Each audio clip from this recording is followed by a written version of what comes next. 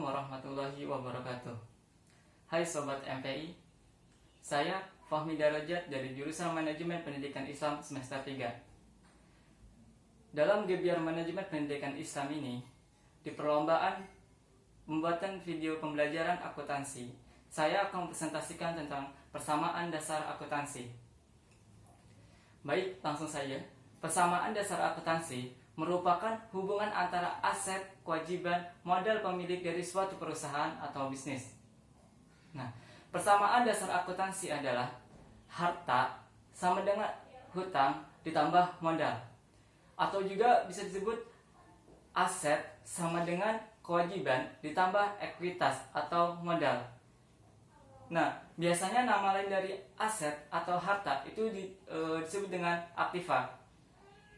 Sedangkan kewajiban dan modal itu disebut dengan pasifa. Nah, langsung saja ke contoh yang pertama. Kita analogikan yang pertama nih ya. Contoh, kita membeli mobil 100 juta dengan uang kita sendiri. Nah, jadi penulisan dalam akuntansi, harta sama dengan kewajiban ditambah modal.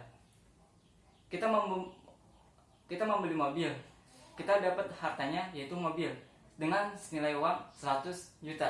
Dengan senilai 100 juta. Nah, jadi harta kita adalah 100 juta. Sama dengan kewajiban.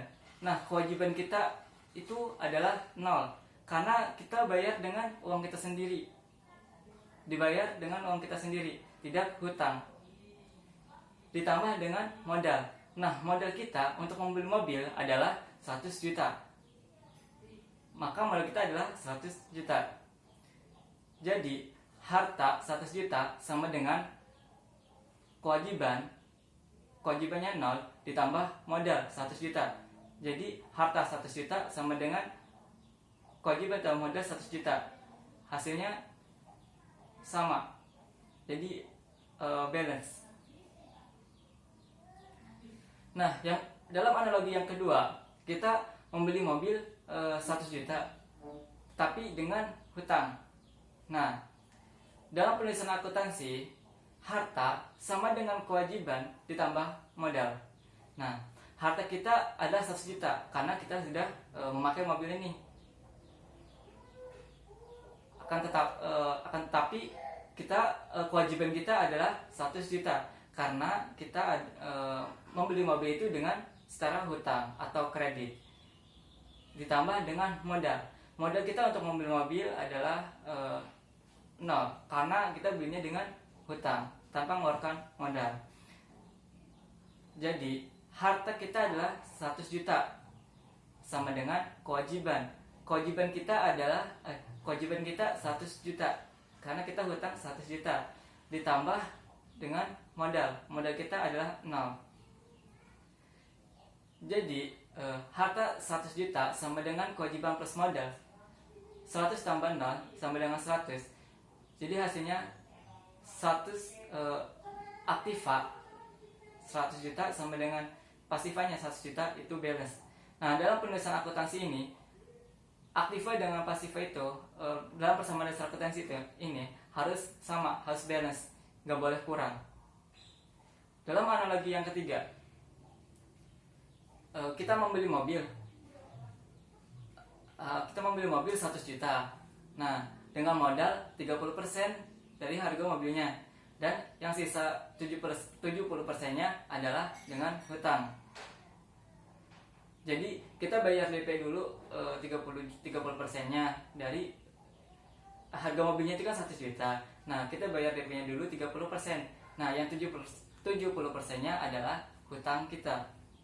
Nah, jadi maka penulisan dalam akuntansi, persamaan dasar akuntansi, harta sama dengan kewajiban ditambah modal. Nah, harta kita adalah 100 juta karena mobilnya sudah kita pakai, itu senilai 100 juta sama dengan kewajiban. Nah, kewajiban kita adalah hutang kita. Hutang kita tadi adalah 70% dari 100 juta. Maka 70 juta. Nah, hutang kita adalah 70 juta ditambah dengan modal. Modal kita di awal adalah 30% dari 100 juta. 30% dari 100 juta adalah 30 juta. Jadi modal kita yang pertama adalah 30 juta. Nah, jadi harta kita, mobil kita itu sebenarnya 100 juta. Sama dengan kewajiban kita, hutang kita 70% ditambah dengan modal 30 juta atau 30 juta. Jadi 70 juta ditambah dengan 30 juta nilainya adalah 100. Harta 100 juta sama dengan kewajiban plus modal 70 tambah 30 jadi 100 juta. Maka hasilnya 100 juta dengan 100 juta. Hasilnya sama atau balance. Nah, inilah persamaan dasar akuntansi. Jadi harta kita itu berasal dari hutang atau enggak modal kita. Nah, selanjutnya yaitu adalah unsur-unsur persamaan dasar akuntansi. Kita di awal telah membahas tentang harta, modal, atau kewajiban. Nah, itu tiga-tiga itu adalah unsur-unsur dari persamaan dasar akuntansi. Nah, yang pertama yaitu harta. Harta atau aset atau aktiva di sini adalah semua yang dinilai oleh perusahaan yang dapat dinilai oleh uang. Sesuatu yang bisa dinilai dengan uang itu adalah harta atau aset kita. Nah, contohnya adalah gedung, mobil, komputer, dan perlengkapan lainnya. Nah, harta atau aset di sini dibagi menjadi 3, yaitu ada harta lancar, harta tetap, dan harta tak terwujud. Harta lancar. Yang pertama harta lancar. Harta lancar adalah harta yang habis pakai atau umur ekonominya kurang dari 1 tahun. Contohnya adalah uang. Nah, uang di sini kan kita bisa pakai, dalam 1 tahun itu bisa habis. Nah, maka di situ kan nilai ekonominya kurang dari 1 tahun. Maka disebut itu dengan harta lancar. Yang kedua yaitu harta tetap. Harta tetap adalah harta yang tidak habis pakai dalam 1 tahun atau umur ekonominya itu lebih dari 1 tahun. Contohnya bangunan. Nah, bangunan di sini kan kita nggak bisa habiskan dalam 1 tahun. Bangunan kan nggak bisa dihabiskan dalam 1 tahun. Biasanya kan lebih. Nah, di situ termasuk adalah harta tetap atau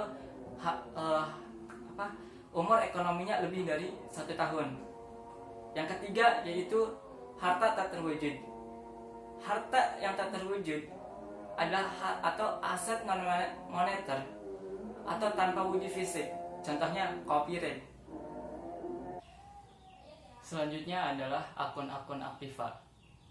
Akun-akun aktiva yang pertama adalah kas. Nah, kenapa kas termasuk dalam akun aktiva? Karena kas adalah milik perusahaan. Jadi sesuatu yang dimiliki oleh perusahaan itu sendiri ada disebut dengan aktiva. Yang kedua adalah tanah. Dan yang ketiga bangunan. Keempat wesel tagihan. Yang kelima piutang usaha. Keenam peralatan. Yang ketujuh perlengkapan. Dan keempat beban dibayar di muka. Selanjutnya yaitu utang atau kewajiban. Utang atau kewajiban merupakan utang atau kewajiban perusahaan kepada pihak lain akibat transaksi yang terjadi di masa lampau yang harus dibayar atau dilunasi. Nah, hutang di sini pasti kalian tahu kan, ketika kita mengambil jasa atau barang di suatu perusahaan itu disebut dengan hutang. Nah, dan hutang itu harus dilunasi.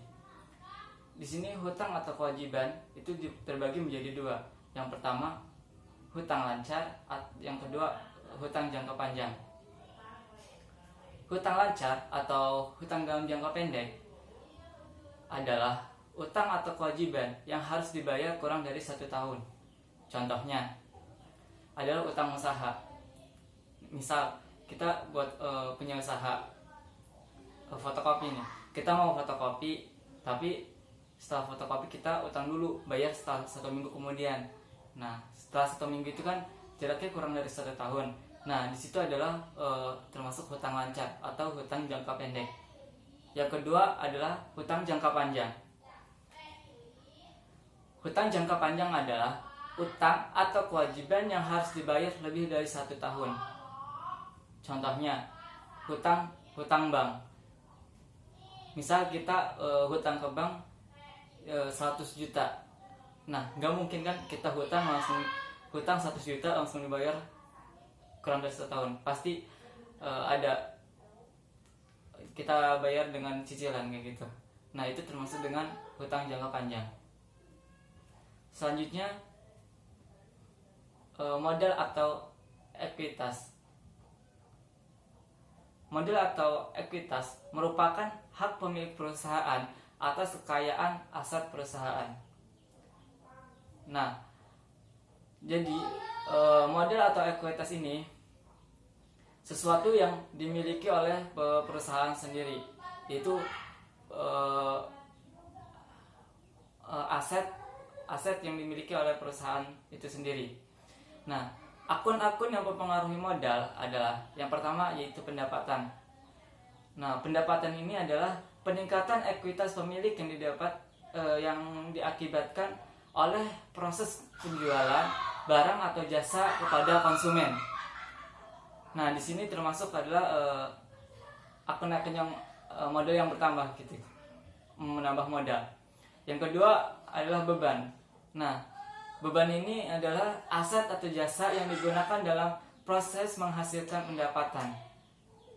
Nah, di sini nih misalnya beban gaji, kita punya karyawan, kita harus membayar gaji karyawan tersebut. Nah, itu termasuk beban. Yang ketiga itu PREV atau pengambilan uang usaha untuk keperluan pribadi. Itu juga termasuk dalam sistem yang mengurangi modal. Nah, selanjutnya pengkelompokan akun. Ada akun real dan akun nominal. Di dalam akun real itu terdapat aset, kewajiban, dan ekuitas. Nah, biasanya aset, kewajiban, atau modal ini ditulis dalam dicatat dengan di dalam neraca. Nah, sedangkan akun nominal yaitu ada pendapatan dan beban. Nah, pendapatan dan beban ini biasanya dicatat dalam laporan laba rugi. Sekian presentasi dari saya. Kurang lebihnya mohon maaf. Assalamualaikum warahmatullahi wabarakatuh.